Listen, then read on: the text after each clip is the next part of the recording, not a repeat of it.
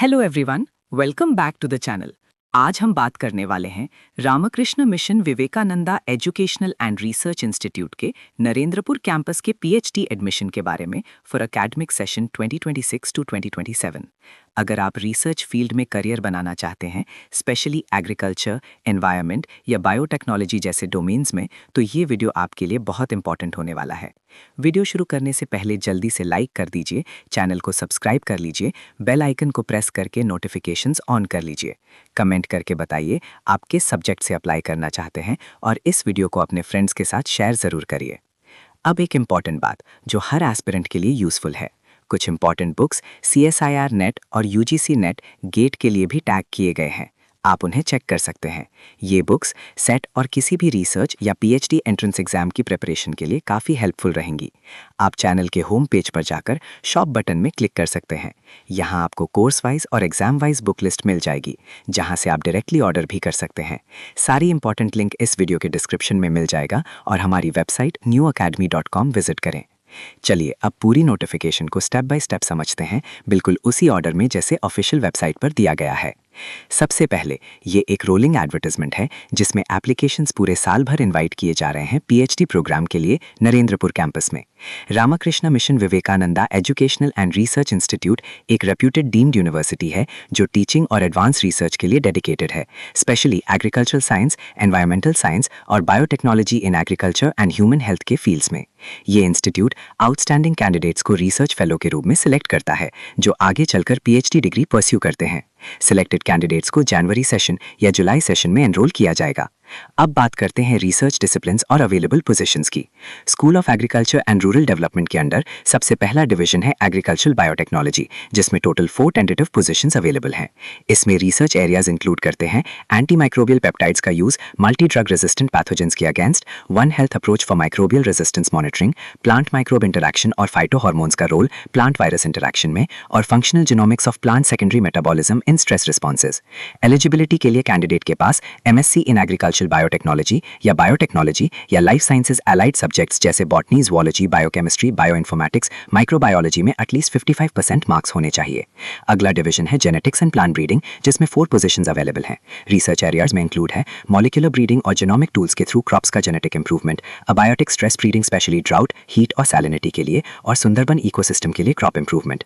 Eligibility के लिए 4 year BSc agriculture honours और 2 year MSc agriculture in genetics and plant breeding with minimum 60% marks required है। तीसरा division है एग्रोनॉमी, जिसमें 3 पोजीशंस अवेलेबल हैं। Research areas include crop nutrition, biostimulant application, sustainable agronomy, abiotic stress and field crops, agriculture system simulation modelling और coastal zone agriculture. Eligibility same है, BSc agriculture honours plus MSc agronomy with minimum 60% marks. चौथा division है agriculture and rural development, जिसमें 1 position available है। Research areas include social networks और rural governance, ICT in agriculture, stakeholder decision making और women empowerment and agriculture. Eligibility के लिए MSc agriculture and rural development, rural management, geography, agricultural extension, agricultural economics या related subjects with minimum 60% marks required है। अब आते हैं school of environment and disaster management पर, जिसमें 3 पोजीशंस अवेलेबल हैं। Research areas include disaster risk reduction, climate resilience, remote sensing और GIS with big data analytics, hydroclimatic modelling, hydrology, geohazards, disaster policy और ecosystem services. Eligibility के लिए MSc in environment science, disaster management, geography, biosciences, agricultural sciences, geology, geoinformatics, data science या related subjects with at least 55% marks required है। SC/ST candidates को 5% relaxation मिलेगा। Next है school of biological sciences के under department of biomedical science and technology in medical biotechnology, जिसमें 3 positions available हैं। Research areas include entamoeba related transcription factor studies, drug target identification and free living amoeba और brain reorganization and chronic pain. Eligibility के लिए MSc या BTech in biotechnology या life sciences allied subjects with minimum 60% marks और साथ ही CSIR, UGC, DBT, ICMR, JRF या equivalent fellowship होना मैंडेटरी है। अब एसेंशियल एलिजिबिलिटी को समझते हैं। जो कैंडिडेट्स ऊपर दिए गए क्राइटेरिया फुलफिल करते हैं वो अप्लाई कर सकते हैं। फाइनल ईयर स्टूडेंट्स भी अप्लाई कर सकते हैं, लेकिन एडमिशन से पहले फाइनल मार्कशीट सबमिट करना मैंडेटरी होगा। अब 2 कैटेगरीज हैं कैंडिडेट्स की। पहला कैटेगरी है फेलोशिप कैंडिडेट्स, जिनके पास UGC, CSIR, DBT, ICMR, ICAR, JRF या SRF या इंस्पायर या किसी गवर्नमेंट फंडेड फेलोशिप का वैलिड सर्टिफिकेट होना चाहिए। दूसरा कैटेगरी है नॉन फेलोशिप कैंडिडेट्स, जो बिना फेलोशिप के भी अप्लाई कर सकते हैं। अब सिलेक्शन प्रोसेस की बात करते हैं। नेट क्वालिफाइड कैंडिडेट्स को रिटन टेस्ट से एग्जाम्शन मिलेगा, लेकिन उन्हें इंटरव्यू देना होगा। इंस्पायर या गेट कैंडिडेट्स और नॉन फेलोशिप कैंडिडेट्स को रिसर्च एलिजिबिलिटी टेस्ट यानी RET और इंटरव्यू दोनों देना होगा।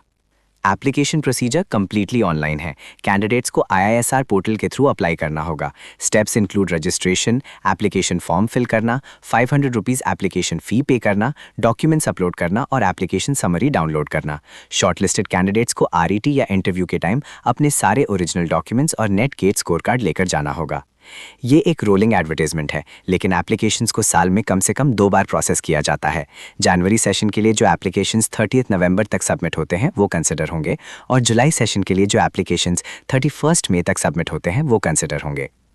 अब इंपॉर्टेंट डेट्स को क्लियरली समझ लेते हैं। लास्ट डेट अप्लाई करने की थ्रू आउट द ईयर है। इंटरव्यू या RET के लिए शॉर्टलिस्टेड कैंडिडेट्स की लिस्ट 30 नवंबर या 31 मई को डिस्प्ले होती है। RET और इंटरव्यू जनरली दिसंबर के 1st और 2nd वीक या जून के 1st और 2nd वीक में कंडक्ट होते हैं। RET का टाइमिंग 11 AM से 1 PM तक होता है नरेंद्रपुर कैंपस में। फाइनल सिलेक्टेड कैंडिडेट्स की लिस्ट दिसंबर के 3rd वीक या जून के 3rd वीक में पब्लिश होती है। प्रोग्राम का कमेंसमेंट जनवरी सेशन या जुलाई सेशन में होता है। कॉन्टैक्ट डिटेल्स भी दिए गए हैं अलग अलग डिपार्टमेंट्स के लिए, ईमेल और फ़ोन नंबर्स के साथ, जिससे आप डायरेक्टली फैकल्टी मेंबर से कॉन्टैक्ट कर सकते हैं अगर आपको रिसर्च रिलेटेड क्वेरीज हो। अब एडमिशन और फी स्ट्रक्चर को डिटेल में समझते हैं। एडमिशन के टाइम सबसे पहले एक एडमिशन कम रजिस्ट्रेशन फ़ी देनी होती है जो 3000 रुपीज़ है। इसके बाद एकेडमिक फ़ी होती है जो हर सेमेस्टर के लिए 25,000 रुपीज़ है, जिसमें ट्यूशन, एग्ज़ाम, लैब और ID कार्ड सब इंक्लूड होता है। एक रिफंडेबल कॉशन डिपॉजिट भी देना होता है जो 3000 रुपीज़ है। इसका मतलब टोटल फीस जो एडमिशन के टाइम पे करनी होगी वो होगी 31,000 रुपीज़, यानी 3000 प्लस 25,000 प्लस 3000। ये फीस आपको एडमिशन इंस्ट्रक्शन में दिए गए लास्ट डेट के अंदर पे करनी होगी। इसके बाद हर नेक्स्ट सेमेस्टर के शुरू में आपको 25,000 रुपीज़ पे करने होंगे, और जो स्टूडेंट्स 2025 to 26 से पहले एडमिट हुए हैं उनके लिए सेमेस्टर फी 18,000 रुपीज़ है। तो दोस्तों, ये था complete detailed PhD admission process Ramakrishna mission Vivekananda educational and research institute Narendrapur campus के लिए। अगर आप सीरियस हैं रिसर्च को लेकर तो ये एक बहुत स्ट्रॉन्ग अपॉर्चुनिटी है जहां आपको इंटरडिसिप्लिनरी रिसर्च और स्ट्रॉन्ग एकेडमिक सपोर्ट मिलेगा। अगर वीडियो हेल्पफुल लगा हो तो लाइक करना ना भूलें, चैनल को सब्सक्राइब करें, बेल आइकन प्रेस करें और इस वीडियो को शेयर ज़रूर करें। मिलते हैं नेक्स्ट वीडियो में एक और इंपॉर्टेंट अपडेट के साथ। Thank you.